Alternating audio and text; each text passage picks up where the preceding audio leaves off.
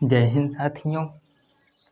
आज हम पढ़ेंगे कक्षा 12 की भौतिक विज्ञान। इसमें हम पढ़ेंगे जो यूपी बोर्ड के में पूछे जाने वाले जो टॉपिक हैं। सबसे पहले इनको देखेंगे कौन कौन से टॉपिक यूपी बोर्ड में पूछे जाते हैं। जो हमारे एनसीईआरटी की बुक चलती है उसमें कौन कौन से चैप्टर हैं और चैप्टर वाइज चैप्टर हम पढ़ेंगे। आज का ये पहला दिन है। सबसे पहला चैप्टर है वैद्युत आवेश तथा वैद्युत क्षेत्र। दूसरा है स्थिर वैद्युतिकी एवं विभव तथा धारिता। और फिर अगला है वैद्युत धारा। उसके बाद आता है गतिमान आवेश और चुंबकत्व, जिसमें हम आवेश जो है चलता हुआ होगा और उसमें चुंबकत्व के बारे में पढ़ेंगे। चुंबकत्व एवं द्रव्य। फिर पढ़ेंगे वैद्युत चुंबकीय प्रेरण, किरण प्रकाशिकी एवं प्रकाशिकी यंत्र। इसके बाद है अगला चैप्टर है तरंग प्रकाशिकी। फिर इसके बाद अगला है विकिरण तथा द्रव्य की द्वैत प्रकृति। और इसके बाद पढ़ेंगे परमाणु और एक इसके बाद आता है नाभिक। और लास्ट चैप्टर हमारा है अर्धचालक या पदार्थ युक्तियाँ। सबसे पहले हम पढ़ेंगे वैद्युत आवेश तथा वैद्युत क्षेत्र। वैद्युत आवेश तथा वैद्युत क्षेत्र। पहला चैप्टर है हमारा वैद्युत आवेश तथा वैद्युत क्षेत्र। सबसे पहले इसमें हम समझेंगे आवेश क्या होता है। सबसे पहले आवेश क्या होता है, सबसे पहले इसको समझते हैं। आवेश जो है चार्ज होता क्या है। यूनानी दार्शनिक जो थे हमारे आज से तकरीबन 2500 वर्ष पहले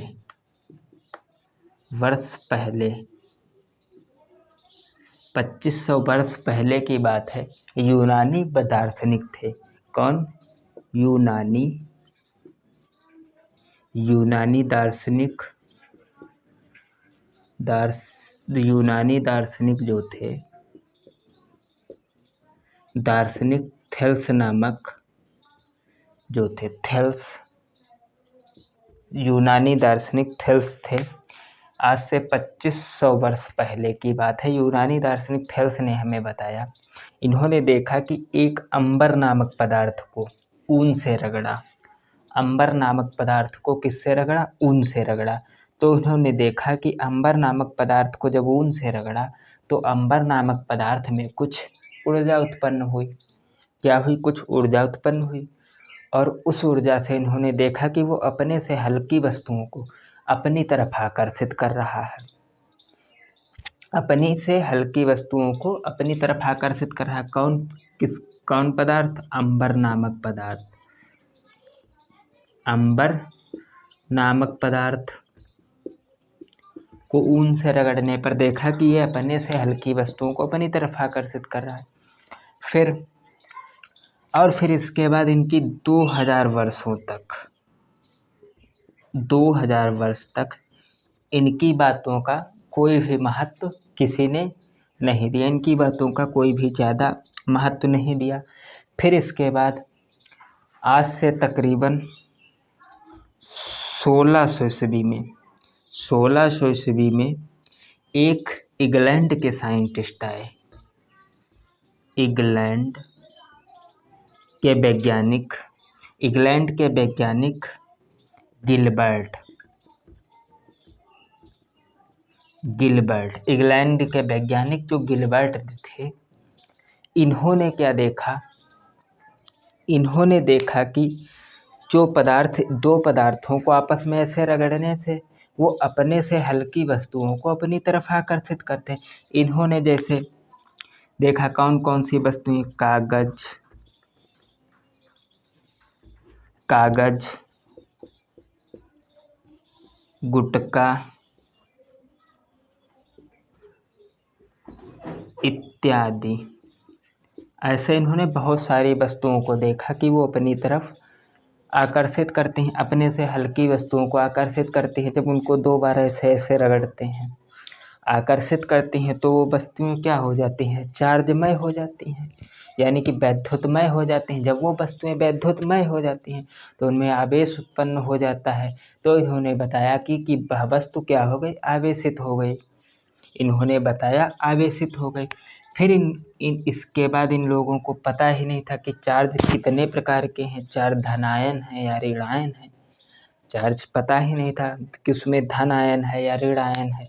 तो इन्होंने देखा, पहले क्या किया, एक दो प्रयोग इन्होंने किए एक्सपेरिमेंट। पहला, एक आबनूस की छड़ ली और बिल्ली की खाल को लिया। आबनूस की छड़, क्या देखा फिर, आबनूस की छड़ और बिल्ली की खाल, बिल्ली की खाल, बिल्ली की खाल, इनको जब इन्होंने देखा, लिया और फिर इन दोनों को आपस में रगड़ा, इन दोनों को आपस में रगड़ा तो देखा कि आबनूस की छड़ क्या हो जाती है, आवेशित हो जाती है। आबनूस की छड़ आवेशित हो जाती है।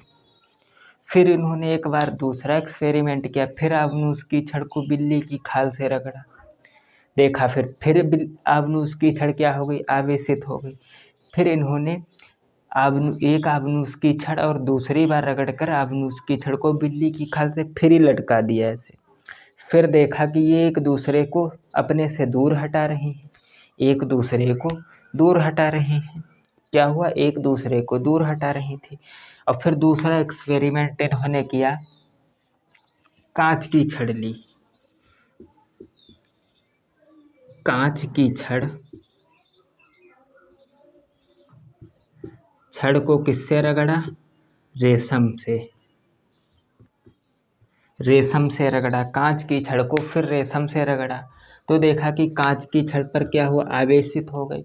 फिर दूसरी बार कांच की छड़ को रेशम से रगड़ा तो इन्होंने आया कि कांच की छड़ आवेशित हो रही है। अब कांच की छड़ को एक बार फ्री लटकाया, दूसरी कांच की छड़ को फ्री लटका कर छोड़ दिया। तब क्या देखते हैं कि ये अपने से एक दूसरे को दूर हटा रही थी, अपने से एक दूसरे को क्या कर रही थी, दूर हटा रही थी। तब यहाँ तक तो बात क्लियर है कि मतलब चार्ज तो हुई, आवेश तो पता चला कि आवेश है, मगर कौन सा है, धन आयन है या ऋणायन है, या ऋण आयन है, यहाँ तक कोई बात क्लियर नहीं थी। फिर अब इन्होंने देखा कि एक कांच की छड़ ली और एक आबनूस की छड़ को बिल्ली की खाल से रगड़कर, कांच की छड़ को रेशम से रगड़कर फिर ये लटकाया तो क्या पता चला कि ये एक दूसरे को आकर्षित करती हैं। तो यहाँ से प्रूफ हुआ कि चार्ज कितने प्रकार के हैं, धन या ऋण आयन, दो टाइप के हैं। चार्ज कितने प्रकार के हैं, धन आयन या ऋण आयन। फिर इसके बाद उदय हुआ कूलाम। अब आता है इसके नेक्स्ट टॉपिक है हमारा कूलाम। कूलाम जो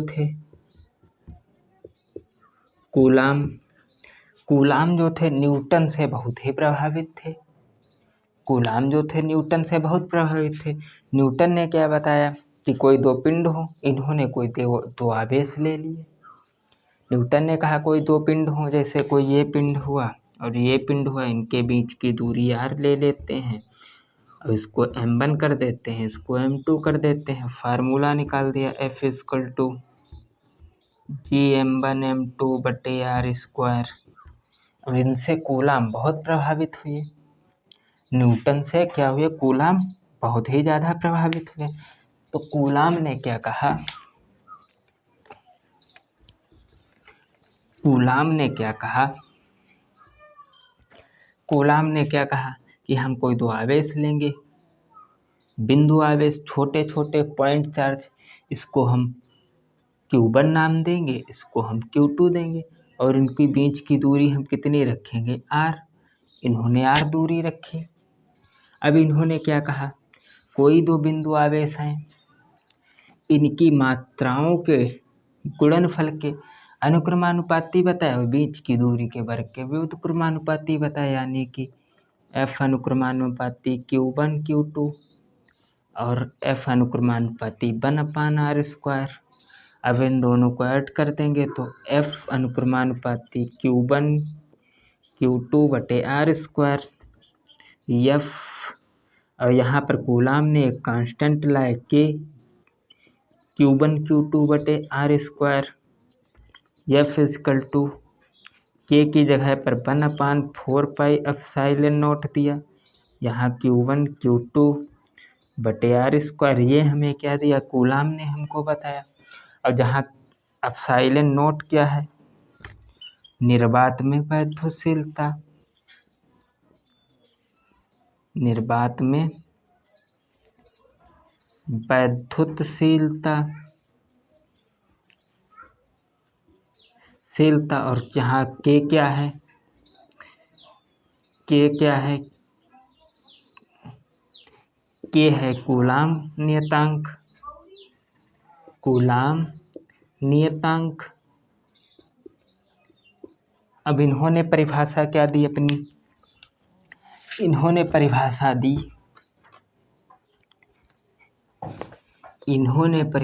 क्या दी हमको, इन्होंने परिभाषा दी, कोई दो बिंदु आवेश हैं और इनके गुणनफल के अनुक्रमानुपाती और बीच की दूरी के व्युत्क्रमानुपाती रहेगा। क्योंकि अगर इनकी आवेश को अगर बढ़ाएंगे तो फोर्स क्या, इन्होंने बताया, अगर आवेश को अगर हम बढ़ाएंगे तो इन्होंने बताया, कूलाम ने बताया कि फोर्स हमारा बढ़ेगा।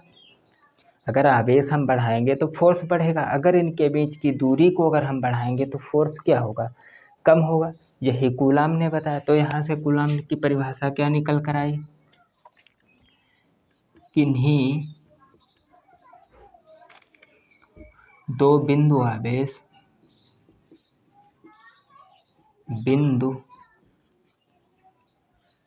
आवेशों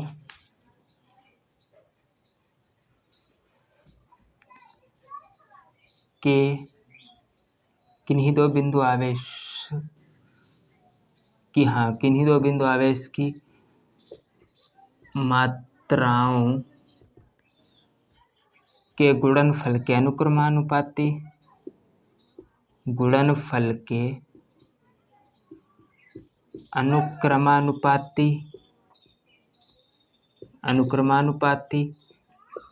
तथा बीच की दूरी के वर्ग के व्युत्क्रमानुपाती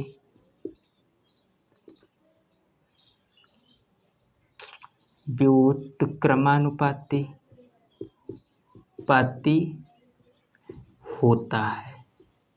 ये कूलाम ने बताया। क्योंकि यहाँ इन्होंने कहा कि अगर हम आवेश को बढ़ाएंगे तो हमारा फोर्स बढ़ेगा, अगर हम इनकी बीच की दूरी को अगर बढ़ा रहे हैं तो हमारा फोर्स क्या होगा, कम होगा। फोर्स क्या होगा, कम होगा। यही परिभाषा यहाँ निकल के, किन्हीं दो बिंदु आवेशों की मात्राओं के गुणनफल के अनुक्रमानुपाती तथा उसके बीच की दूरी के वर्ग के व्युत्क्रमानुपाती होता। फार्मूला क्या दिया, F = K Q1 Q2/r²। K क्या है, कूलाम कांस्टेंट, और इन्होंने कूलाम कांस्टेंट को एक अलग नाम दिया 1/4πε0। Q1 Q2/r², जहाँ ε0 क्या है, निर्वात में वैद्युतशीलता। और फिर इनके गुणों की अगर बात करें, आवेश के गुणों की बात करें तो इनके गुण कैसे होते हैं। अगर इनके गुणों की बात करें तो अगर प्लस आयन है तो अनंत से आने वाली सभी बल रेखाओं को अपने से दूर हटाता है। ये कहेगा भैया हम तुमसे नहीं रहे, तुम्हारे पास नहीं रहेंगे, हम तुमको दूर हटाएंगे। अगर अकेला ऋण आयन रहेगा, माइनस चार्ज, तो वो सारी आने वाली अनंत से बल रेखाओं को अपनी तरफ आकर्षित कर लेगा। और उनकी चलने की दिशा क्या होती है, सदैव कैसी होती है, प्लस से माइनस की तरफ। इधर से निकल कर माइनस की तरफ सारी बल रेखाएं जाएंगी ऐसे। ये एक पॉइंट हो गया, दूसरा ये, तीसरा ये, और चौथा क्या है, ये हमेशा परस्पर काट नहीं सकती, क्योंकि बल रेखाएं हमेशा अगर काटेंगे एक दूसरे को तो जहाँ कटेगा वहाँ पर ये अपने क्षेत्र की दो दिशाएं प्रदर्शित कर रही हैं, ये एक इधर एक इधर। जो कि इनको असंभव ही नहीं असंभव, क्योंकि ये एक ही दिशा में चलती हैं, जो कि यह असंभव है। यहाँ तक हम आशा करते हैं आप लोगों को समझ में आया होगा। जय हिंद साथियों।